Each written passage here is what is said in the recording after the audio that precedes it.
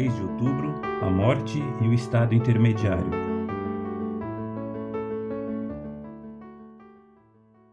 A morte, que é um castigo pelo pecado, é a cessação do funcionamento do corpo e sua separação temporária da alma.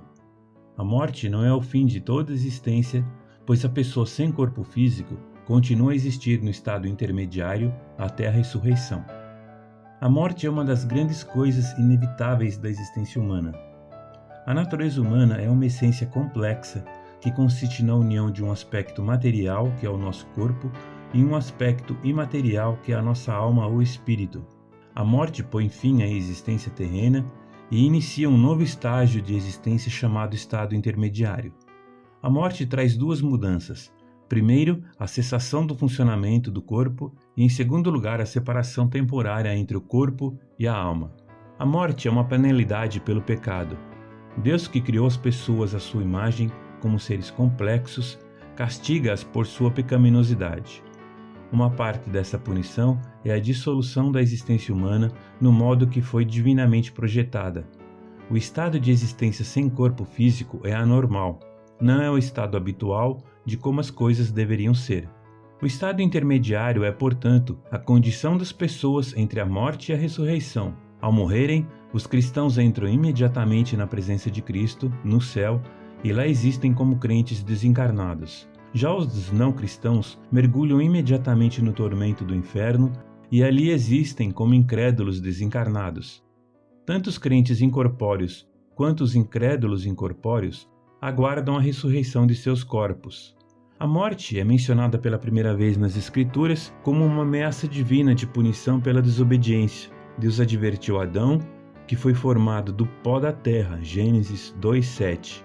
Da árvore do conhecimento do bem e do mal tu não comerás, pois no dia em que dela comeres, certamente morrerás, Gênesis 2:17. Depois que Adão e Eva violaram essa proibição, Deus anunciou sua punição. Tu és pó, e ao pó tornarás. Gênesis 3:19. A morte é uma penalidade pelo pecado, porque o salário do pecado é a morte, diz Romanos 6:23. E é inevitável, pois há tempo de nascer e tempo de morrer. Eclesiastes 3:1 e 2.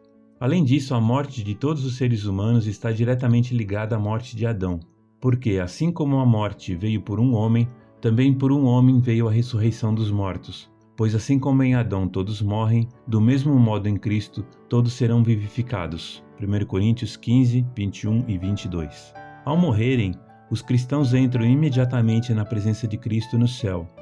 Estão longe do corpo e em casa com o Senhor. 2 Coríntios 5:8. Essa existência celestial é muitíssimo melhor do que a existência terrena. Sinto-me, porém, pressionado de ambos os lados, tendo desejo de partir e estar com Cristo, pois isto é muito melhor. Filipenses 1:23.